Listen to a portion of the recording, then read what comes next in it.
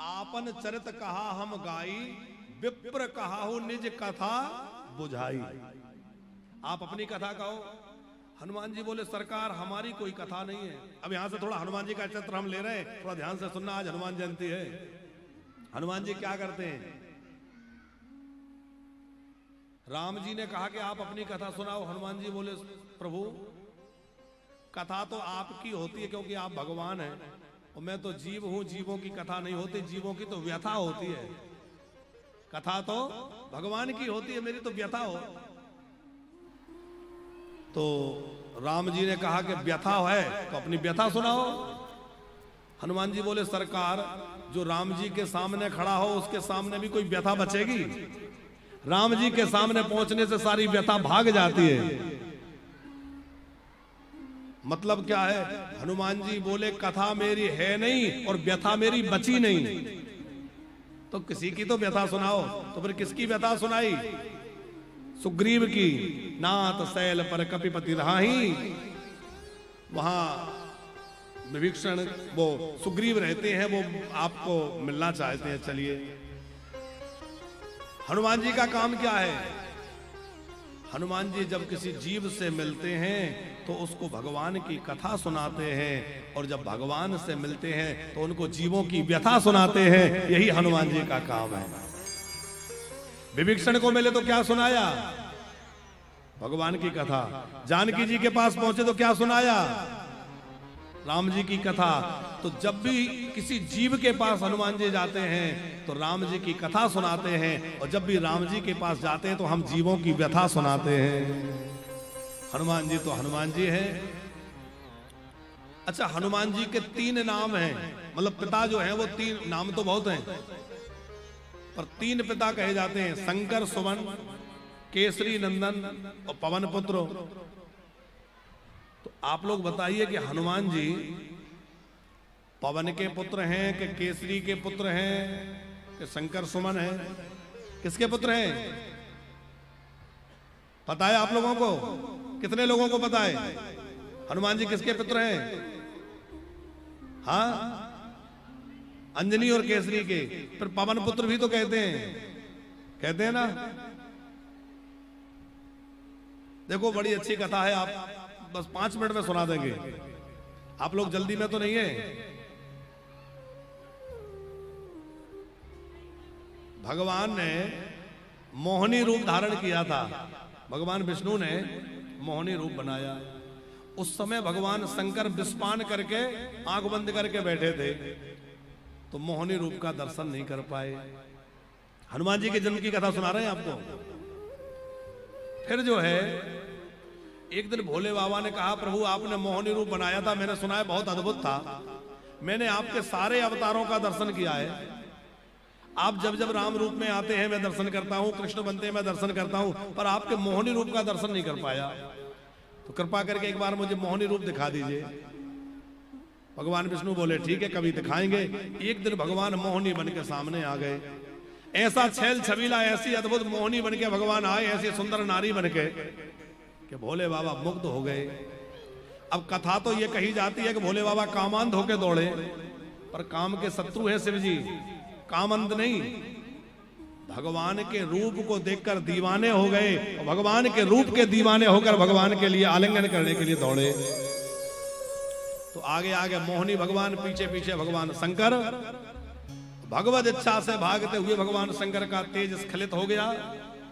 अब शिव जी का अमोघ तेज भूमि पर गिरे तो भूमि रसातल में चली जाए। तो उसको पवन देवता ने हथेली में झेल लिया।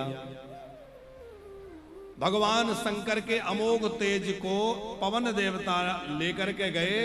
आंजनेय पर्वत पर तपस्या करती हुई अंजना माता के कान से उसको दोना बना के डाल दिया। तो वह शिव तेज था, इसलिए रुद्र के ही अंश से भगवान हनुमान जी प्रकट हैं, इसलिए शंकर सुमन कहलाते हैं। ठीक है, पवन पुत्र लेकर के आए इसलिए पवन पुत्र कहलाते हैं। और केसरी वानर की पत्नी अंजना के गर्भ में स्थापित हुए, उनके गर्भ से जन्म लिया, इसलिए केसरी नंदन कहलाते हैं। अंजना जी के गर्भ में हनुमान जी आए और रुद्र अंश से वह बालक अंजना के द्वारा जन्म लिया और हनुमान जी का प्राकट हो गया। बोलिए श्री हनुमान जी महाराज की जय हो।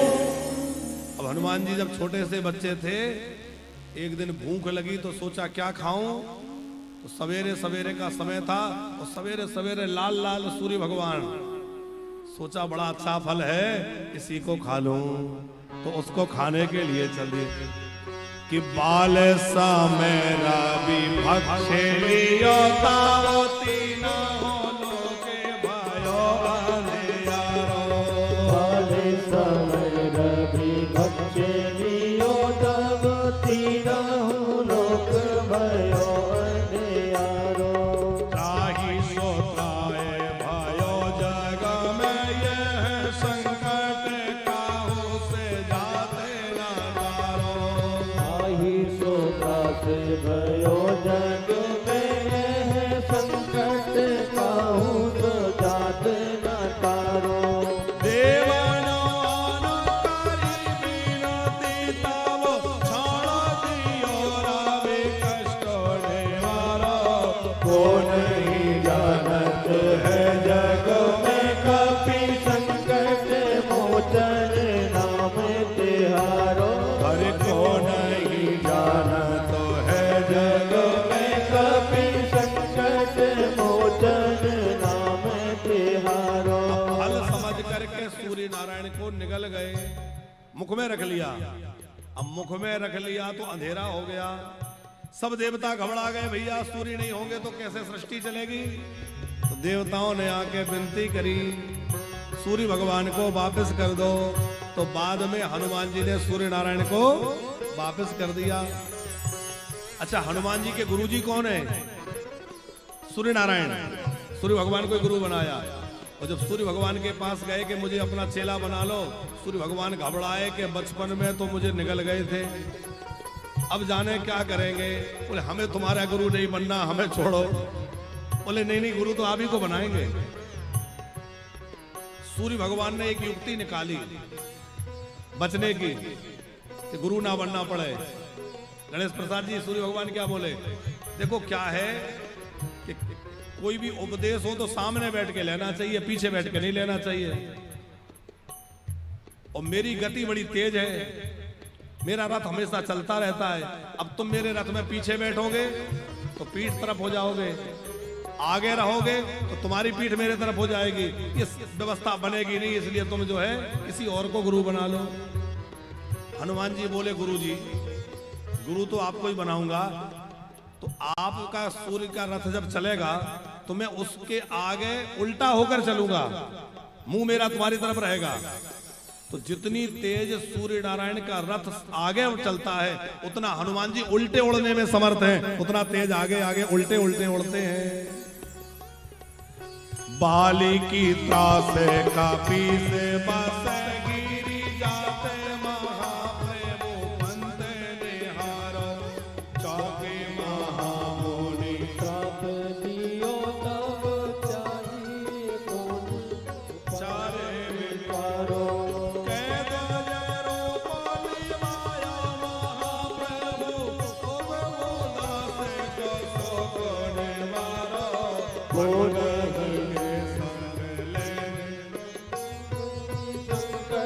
मोचन नाम तिहारो। हर को नहीं जानते है जग में कपि संकट मोचन नाम तिहारो। हर अंगद के संग लेने गाए सिय खोजे कपि सो यह मैंने उतारो। जीवत ना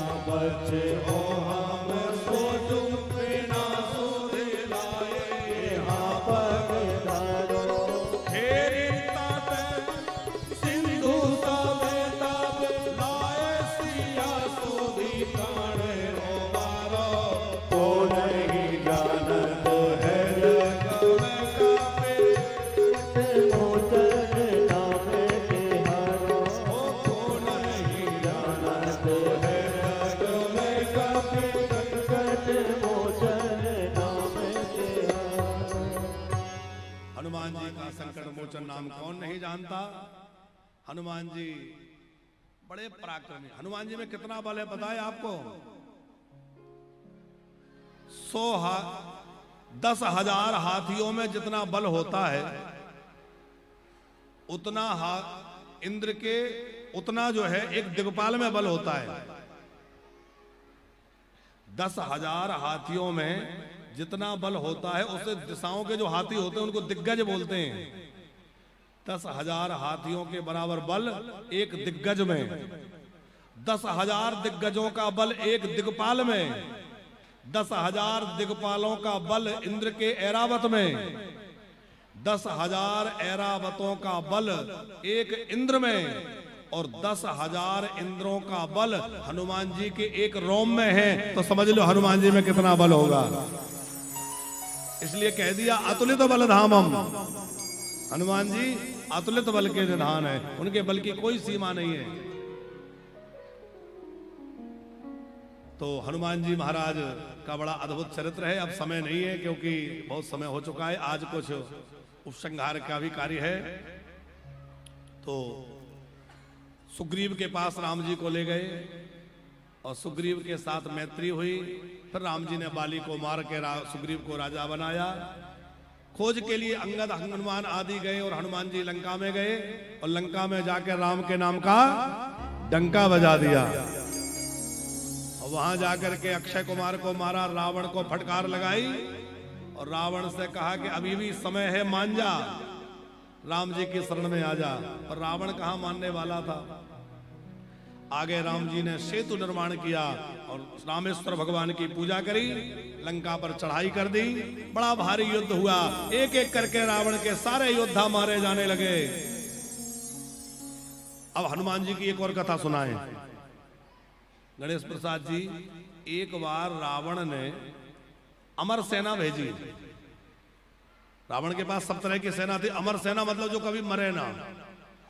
राम जी को चिंता हुई कि मैंने प्रण किया है कि पृथ्वी को निशाचरों से विहीन कर दूंगा, और ये सेना तो अमर है, मरेगी नहीं तो मेरा प्रण अधूरा रह जाएगा। हनुमान जी बोले सरकार ये काम मुझे छोड़ दो, जो काम कठिन हो मेरे को दे दिया करो।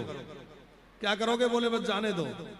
हनुमान जी गए, सेना से लड़े नहीं। क्यों नहीं लड़े? बोले इसको मरना ही नहीं है, इससे लड़के क्या करेंगे। अपनी पूंछ को बढ़ाया, पूंछ में सबको लपेटा और पूंछ में भर के जोर से ऊपर फेंका। तो जो पृथ्वी का गुरुत्वाकर्षण है उसके ऊपर चले गए अंतरिक्ष में, जहां हमारी अभी वो गई थी, क्या नाम था वो, हाँ सुनीता जी गई थी ना, उधर भेज दिया अंतरिक्ष में। याद है कौन गई थी? अब वहां लटके रहो, नीचे तो आओगे नहीं। और राम जी का प्रण तो यह है कि पृथ्वी को निश्चर विहीन करेंगे। अब ऊपर भटकते रहो। तो कुछ लोग दौड़ते हुए रावण के पास गए। रावण ने पूछा सेना कहां गई? अब ये तो नहीं कह सकते कि मर गई, क्योंकि वो तो अमर थी, मर कैसे गई? बोले गई। कहां गई? बोले गई। कैसे गई? बोले वो बंदर। अच्छा, रावण सबसे ज्यादा यदि किसी से चिढ़ता था तो हनुमान जी की पूंछ से चिढ़ता था। बोले इस बंदर की पूंछ ने मेरी मूंछ नीची कर दी, लंका जला गया। इतना उपद्रव पूंछ के द्वारा कर गया, अक्षय कुमार को मार गया। और जैसे ही पूंछ का कहा तो रावण तिलमिला उठा। सोचा कि इस बंदर की पूंछ उखाड़ ही दूंगा। और गणेश प्रसाद जी, एक दिन हनुमान जी समुद्र किनारे बैठ के ध्यान कर रहे थे। रावण चुपके से गया और अपने 20 हाथों से हनुमान जी की पूंछ पकड़ी। सोचा कि आज उखाड़ दूंगा, और पूंछ पकड़ के खड़ा हो गया। हनुमान जी ने देखा, अच्छा हनुमान जी मुड़े नहीं, हनुमान जी उड़े। अब हनुमान जी उड़े तो अब रावण लटका पीछे। पहले तो कह रहा था उखाड़ दूंगा, अब कह रहा है हे भोला बाबा ये उखड़ ना जाए। पहले कह रहा था उखाड़ ही दूंगा, अब हनुमान जी बहुत ऊपर उड़ गए तो कह रहा है हे भोले बाबा ये उखड़ ना जाए, नहीं तो मैं कहीं का नहीं रहूंगा। और संकेत बड़ा प्यारा है कि जो संतों की पूंछ के पीछे पड़ता है भैया वो कहीं का नहीं रहता, इसलिए संतों की पूंछ के पीछे मत पड़ो। पूंछ माने एक अंग तो होता ही है, पूंछ माने होता है प्रतिष्ठा। हर व्यक्ति तो पूंछ के पीछे पड़ा है। अरे महाराज जी वहां गए, किसी ने पूछा ही नहीं। घर के बुजुर्ग कहते हैं क्या करें, हमें कोई पूछता नहीं है। जो देखो यही तो समस्या है, हमें कोई पूछता नहीं। तो पूछ के ही तो झंझट है। पर संतों की पूंछ तो भैया हनुमान जी की पूंछ की तरह बढ़ती है। जो राम काज करने में लगा है उसकी पूंछ सब जगह हनुमान जी की पूंछ की तरह बढ़ती चली जाएगी। इसलिए जीवन में राम काज करते रहो, अच्छा कार्य करते रहो, आपकी पूंछ अपने आप बढ़ती रहेगी। राम जी का रावण का युद्ध हुआ, राम जी ने रावण का संहार किया और रावण का संहार होने के बाद राम जी जानकी जी को लेकर के पुष्पक विमान के द्वारा अवध में पधारे। अयोध्या में खूब स्वागत हुआ है।